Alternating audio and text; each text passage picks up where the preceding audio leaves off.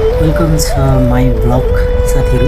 तपाईँहरूले अगाडि थम्बनेल हेरेर पनि कस्तो भिडियो भनेर थाहा पाइसक्नु भएको छ।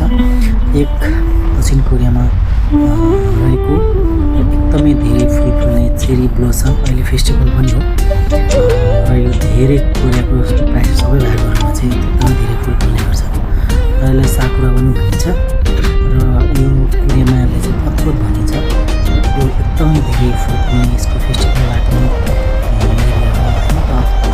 धेरै ठाउँमा चाहिँ मैले जाँदैछु। तपाईँहरूले यस भिडियो हेर्नुहोस्।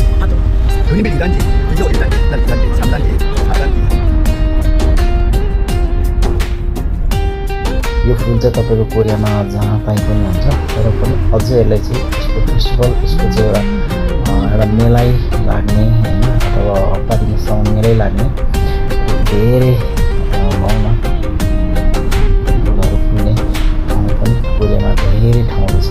त्यस्तै गरेर एउटा ठाउँ हो यो किमसङ नामदोको छावनी जिनेगीमा एकदमै धेरै फुल फुल्छ र त्यहाँ पनि तपाईँको दुई तिन ठाउँ धेरै फुल्ने गर्छ। र पनि तपाईँहरूलाई मैले दुई ठाउँ चाहिँ एउटा देखाउने प्रयास गरेको छु।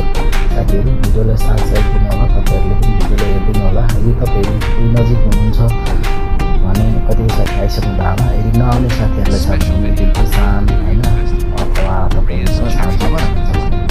जिन्दगीमा आइदिनु होला। र फुल एकदमै धेरै राम्रो गइसकेको हो र तपाईँहरूले मैले भिडियो नै बनाउने हिसाबले सानो ब्लग बनाएको छु। साथसाथ दिनु होला। हामी चाहिँ अब त्यहाँ पुग्न पुग्नलाई हामीले लगभग 10-15 मिनट लाग्छ जानेछ। बाटोमा छोटै यात्रा सानो गर्नुपर्ने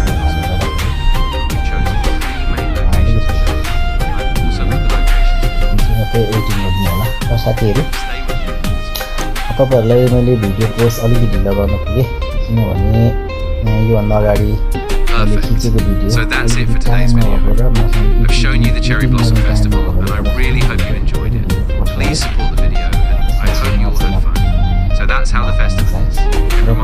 विगतको वर्षहरूमा अब आउने वर्षहरूमा पनि होइन तपाईँहरूले